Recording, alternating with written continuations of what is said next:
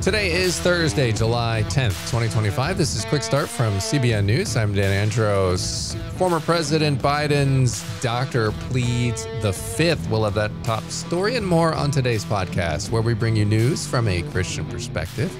Don't forget to subscribe and leave a rating. You can email us as well right to our inbox, quickstartpodcast@cbn.org. Joining me now to get through all the news going on this week, CBN's Billy Hallowell and Tragons Phillips, starting with the focus story and a Florida pastor getting deported after decades of being in the United States. Yeah, he was a pastor for many years. He was here for more than 20 years and was just deported, leaving behind his wife and 5 kids. We'll talk about those details in a bit. Yeah, looking forward to discussing that coming up in just a minute. Also, on the main thing, European socialists are trying to ban essentially a basic biblical truth.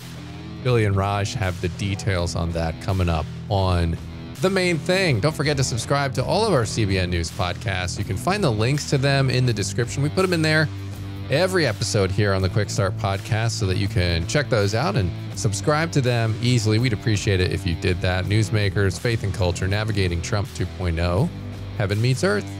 All great podcasts. Make sure you are checking them out. And we are going to head to the news now in 90 seconds. At a heated cabinet meeting, Trump said he's done playing nice with Vladimir Putin. He blasted the Russian leader for his brutal war tactics and constant lying, except Trump used an expletive to describe that. The U.S. will resume sending more defensive weapons to help Ukraine fend off Moscow's escalating assaults. Trump is also weighing tough new sanctions, including a massive 500% tariff on any country buying Russian oil, gas, or uranium, a direct shot at China and India, which Senator Lindsey Graham called out by name. Meanwhile, Russia just launched its largest drone attack yet, over 700 Iranian-made drones, many built with Chinese parts, slamming 11 regions across Ukraine. And former President Biden's former doctor refused to answer lawmakers' questions, citing patient privilege and the Fifth Amendment. Dr. Kevin O'Connor, who was President Biden's White House physician, appeared behind closed doors before the House Oversight Committee, but declined to answer questions about Biden's mental fitness and alleged use of a presidential auto pen. Those are just some of today's top headlines. You can check out more stories over at cbnnews.com. I feel like this story has sort of fallen off the radar, guys, about President Biden, former President Biden's health and what we were not told as American citizens. And this could be potentially one of the biggest scandals in modern U.S. political history. The potential cover-up of former President Biden's actual health condition, which many Americans suspected just by seeing how former President Biden was just interacting and his physical attributes during that time and just his responses to things. A lot of people were discussing this. The media then tried to silence that and criticize anybody who disagreed. But then it became very apparent to all of America and everyone on the left as well that were Biden supporters when that debate hit with President Trump. So, but this could be really, really consequential if we find out what actually happened, if emails come to light and things are made known about it. Was this really a cover-up? It's odd to me that somebody wouldn't answer questions. I mean, maybe they're trying to avoid any sort of issue at all, but if there's nothing to see here, there's nothing to see here. And you say it, well, there was no issue. There was no problem. There were no mental acuity issues. You know, that to me would be the approach that should be taken. Now, maybe there are other elements to this story or to the mechanics of why that wasn't done that are there, and we don't know them. We're not privy to them, but it seems pretty easy to clear it up. If there was good, solid mental acuity, you do not need to address it at all. You could tell them that, you can move on. So that's alarming. But at the end of the day, the American public deserves to know whether there was an issue, whether there wasn't, whether people were lied to, whether they weren't. This is not, I mean, I think it's actually bizarre that there are people who don't care about this. It doesn't matter what party you're in, you should want to know. I think what's so frustrating about this too has been the way the media has handled it from day one. I know probably the most infamous clip was Jake Tapper from CNN with Laura Trump, and Laura was bringing up questions about Biden's health, and Tapper just completely dismissed her, trashed her, ridiculed her for the comments, and said she was just way out of line. And then, of course, in retrospect, now he's written a book about it and how this is the greatest cover up known to humanity. It's like, well, yeah, you're part of one of the chief architects of the cover up, but thanks for talking about it now. It's too little, too late. But what's unfortunate is this book has kind of been like the way out now for the media. Rather than taking accountability, it's, well, we did cover it. There's a whole book about it from CNN's top anchor, so we never denied it. We just waited for the facts. It's like, yeah, you waited for the facts long enough till the man was no longer in office. So yeah, I think the way the media has handled this, I know we're talking about conspiracies with Jeffrey Epstein right now, but I think this is an actual proven conspiracy here. This is what the media does. Yeah, and look at Joe Scarborough too with MSNBC. I mean, that clip is the one that is burned into my mind forever, when he got angry visibly when someone brought up the issue of Biden's health, mental health, and cognitive decline. And he went on this tirade saying that that Biden's been as sharp as he has ever been. And it's just so obvious. We all saw Biden as vice president with Obama. And, say what you want about him, he did not look the same. We all saw both men in public, and the one in the Biden administration could at least answer questions. Even though he's always gaffe prone, he could at least answer questions with some vigor, with some energy. And, that clearly was not the case this second time around when he was president. And so, will America get answers to that potential conspiracy? We'll keep you posted on that at cbnnews.com whenever we have an update on it. All right, we're going to head to the focus story now. And as we mentioned there at the top just a few moments ago, a pastor deported after being here for a really long time. We're talking decades. So who was deported and what was his role in the community? So Pastor Murillo Ambrosio, he's 42 years old. He's an evangelical pastor in the Tampa Bay area of Florida. He's a father of five. All five children were born here, so they're U.S. citizens.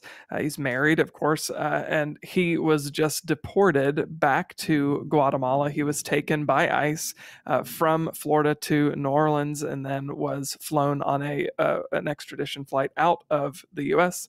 back into Guatemala after living here for more than 2 decades, really, and being a pastor in his Tampa Bay community for years of a small Hispanic church of about 50 people. So that community is certainly reeling from this deportation. And so why was he deported if he didn't have this criminal history? What was the reason for deporting him?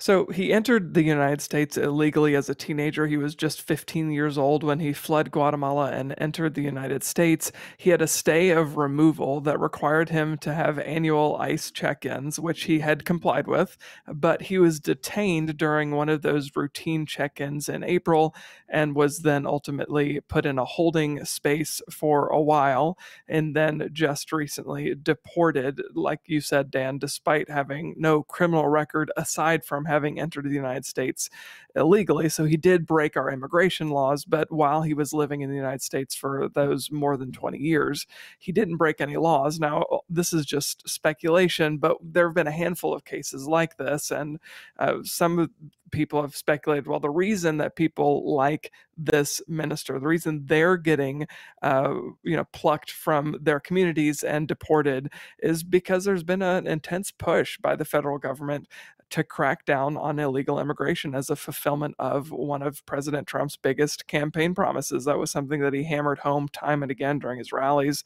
over the course of his reelection campaign. And in an effort to make good on that pledge, the White House has been pressuring federal agents to arrest up to 3,000 people per day, which would total more than 1 million annually. And in order to reach that quota, they're having to arrest people like this pastor in Tampa Bay. Yeah, I mean, I guess common sense would tell you if you have this quota, and then maybe the getaways that are harder to find, you are like, well, we've got to get this quota. And you start looking at people who are voluntarily doing these check-ins. And so you can find them easier. And so they're like, well, I guess we got to go here. So what impact did his deportation in this particular case you're talking about have on his family and his community? Yeah, I want to go back 1 second too, Dan, and say I think some of the frustration, even with conservatives and in conservative communities, and certainly in more progressive communities, has been the White House. The front-facing message is we are going after the criminals, or going after the lawbreakers, the people who are offending, hurting, harming their communities. But that is not always the case. That's not what's happening. We've got a handful of stories that we've covered here at CBN News, and other outlets, of course, have covered as well. And I'm not saying that they're the only ones being arrested. I know that the Trump administration is detaining and deporting criminal offenders as well. But a lot of these ministers, well-meaning people, otherwise law-abiding people, are getting detained and deported, and that has caused a lot of frustration. Largely, but also in this pastor's community. His wife said that their children felt like their, quote, world ended, and his 19-year-old daughter, Ashley, has taken over the family's landscaping business and even some of the church duties. She's taken on several other jobs in order to make ends meet, because in an interview with NPR, the wife, who's been left behind, said, I don't know how we're going to continue to put food on the table or pay our bills without her husband being here in the United States. Yeah, I mean, it's really tough. And listen, this is one of these issues that obviously border security has been a big issue for the Trump administration, and it's been something conservatives have been calling for. And so they want mass deportation of illegals. But then when you get into the weeds and they start trying to implement this is where it gets tricky, because even though this person entered the country illegally, like, there has to be some common sense here applied to this situation. Who is the highest priority that we need to send back? And it seems like somebody who's established and been here for 20 some years and is checking in, not trying to hide, and then they get, split up and then sent back. I mean, that doesn't seem logical to me. It seems like the effort should be spent elsewhere, but this is what makes this issue so tough. Yeah. And, before you weigh in, Billy, there's one thing that I want to mention, because it's a criticism that I've heard, and I have wondered myself, is how is somebody who's been here for so long, why are they spending all of their effort trying to get rid of this stay of removal instead of efforting toward becoming a citizen, right? Shouldn't that be their priority? But the thing is, once you've come here illegally, getting a pathway to citizenship is almost impossible. You have to leave the country, and then you can apply for citizenship and then come back. But sometimes leaving then triggers a 10-year ban on returning to the United States. So the fact that there's no real pathway, which has been a criticism on the right and left, there's no real pathway for people like this pastor, has really clouded a lot of this and made it that much more difficult and convoluted. Yeah.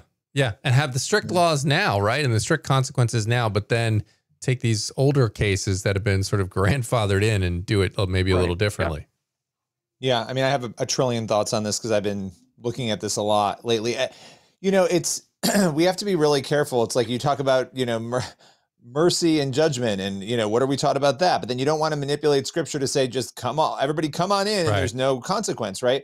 If you've come here illegally, there can be a consequence, and there have been all sorts of proposals over the years. Make them get at the back of the line, find them, make them wait 7 to 10 years and go through a process, so that the people who have done it right, that those people who are waiting in their home countries can come first, right? So there are a lot of different elements of this, but I do think for conservatives, one thing to think about, if the argument is that the government is not efficient, which we know there are plenty of good arguments to make that the government is not efficient, we have to understand that those inefficiencies and issues are going to crop up when it comes to an issue like this. So to assume that suddenly the government is efficient when it comes to deporting people is silly based on the ideology that governs conservative thought. You need to have a smarter system. If somebody's been a pastor or a pastor's wife, that doesn't excuse that they came illegally. It doesn't excuse any of those things, but they've been contributing to the community. There has to be some common sense approach to how to deal with this, right? And we don't have that right now. And again, we do have to acknowledge that laws were broken. Now, when somebody comes when they're 15 or 16, their parents maybe have brought them, that gets even more complicated, right? Because they didn't even make that decision themselves to come here. So his case is bizarre, but I will say too, these provisional meetings every year, right, where you go to ICE and you meet, the government reserves the right, from what I understand, to at any point say, well, we're no longer going to allow you to do that. And that's what's happening. The problem with a quota is it's going to create a situation where you have people who are showing up, just like you were saying, Dan, to do the right thing and actually check in, and they're sitting ducks and they're easy arrests. That doesn't feel right to me. Yeah. Well, and guess what? It's going to incentivize them to do, the ones that have been checking in. It's going to incentivize them to stop checking in and to go hide and to not, well, I'm not going to risk it now if you're going to deport me.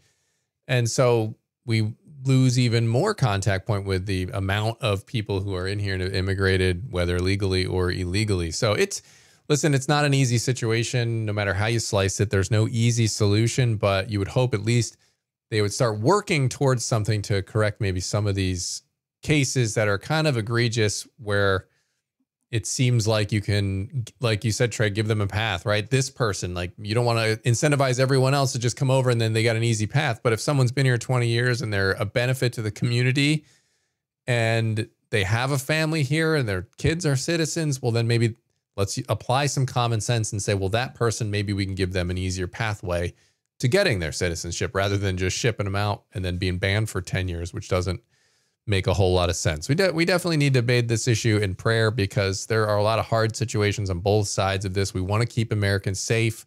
We don't want porous borders because of the national threat that poses on many levels. But then we also don't want to be stopping people who would be a benefit to this country from being here. There's got to be a balance there somewhere, and hopefully we can find that at some point. We're going to move to the main thing now. And the Socialist Parliamentary Group in Spain proposed an amendment criminalizing LGBT plus conversion therapy. On June 24th, the bill overwhelmingly passed Spain's Congress of Deputies. So what does this mean for pastors sharing biblical truth about gender and orientation? CBN's Raj Nair and Billy discuss this on today's Main Thing. So, Billy, what do you think this means? Well, it means that you could go to jail, essentially. And here's the thing. If you're a pastor or you're a person who's out there trying to help people who are struggling with various issues, this is pretty broad from what we understand here, because you're talking about sexual orientation, sexual identity, gender expression. That gets into the transgender issue, right? So if you're doing anything using a quote unquote therapy, conversion therapy, meaning you're trying to help somebody who has unwanted emotions cope with them or deal with them, then you can find yourself in a substantial amount of trouble. And you said this passed overwhelmingly. Just to give people a sense, this is sort of the lower house of their parliament. 311 votes in favor compared to 33 against and one person who abstained. That is shocking. And so to answer your question specifically, it carries, criminal, prison time if you are found guilty of doing this, if this bill makes its way through to become law. I think this is a slippery slope. Even if you're the most hardcore, activist on the other side of this, is like, wait. If you can criminalize even the idea, even the thoughts, it's like, where does that actually lead to? And, for Christians, if someone were to come to me, and this is not just about trans issues or LGBTQ, if someone were to come to me, a friend of mine, and say, hey, what does the Bible say about sleeping with my girlfriend? What does the Bible say about adult entertainment online? Let's call it that. Or what does it say about, infidelity with someone else's wife? I'd be like, no, and no. Why? Because that's not what, God's prescribed as the way that, human sexuality should be. But that doesn't mean I hate you for not wanting for you to sleep with your girlfriend. That doesn't mean I hate you when I'm like, you probably shouldn't look at that on your computer. Doesn't mean I hate you or that I'm a bigot when I'm like, this is what Scripture says. And at the end of the idea, it's just us having a conversation about what you're actually dealing with. The fact that those conversations in Spain could put you in prison is crazy. And even if you are super, pro, whatever you want to call it, do you want to start criminalizing discussions, ideas about anything? So to me, this is a really slippery slope. Well, and I have the language in front of me here. I think it's a little wordy, but I think we should read it so people understand what the translation of this amendment actually is. It says, anyone who applies or practices on a person, acts, methods, programs, techniques, or procedures of aversion or conversion, whether psychological, physical, pharmacological, that word always gets me, or of any other nature aimed at modifying, repressing, eliminating, or denying his sexual orientation, sexual identity, or gender expression shall be punished with imprisonment of 6 months to 2 years, with impairment of their bodily integrity or their physical or mental health, or with serious impairment of their moral integrity. It seems to be that if the victim is a child, or acts are committed in a way that is profiting or using violence, intimidation, deception, these are very broad terms, right? So when you hear that, it's like, wow, anything that a Christian ministry is doing to try to help people in these areas, especially on the gender expression area, this is a big thing around the globe right now. We're turning, right? We're taking a turn away from really globally this move into the transgender issue. We've pulled back, but yet we have a proposal here that would go all in on punishing the very direction the world is going in on this. And so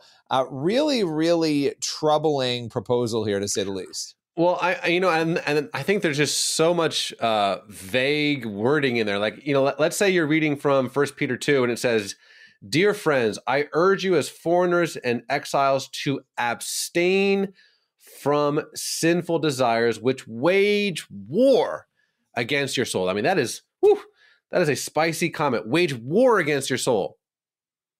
Is that conversion therapy? Me reading 1 Peter is that punishable by prison? And be like, oh, well, then make it clear. And I know, Billy, you've been on the forefront of a lot of these stories from Finland to Malta. Maybe can you share like one more of the fact that this is not just happening in Spain? Yeah, I think the most troubling one, it's happening in Malta with a man we've covered there, but I'd rather talk about Finland because I think the Finland case is even more shocking. Pavi Räsänen, she is a member of parliament. She's a doctor. She was the minister of the interior, which means she was in charge of all the police, okay, in the country of Finland at one point, but current member of parliament. She has been on trial for years. Her case has made its way all the way up to the Supreme Court because she tweeted a Bible verse condemning homosexuality. She simply tweeted it. She's spoken openly in interviews about her position, and she has been on trial. She was detained, questioned, and has spent years fighting for her freedom. She too could face massive fines, and at one point, I believe there was also prison time for her for simply sharing an opinion. So she wasn't even out there transitioning or detransitioning anybody. She was sharing an opinion using the Bible and sharing a Bible verse.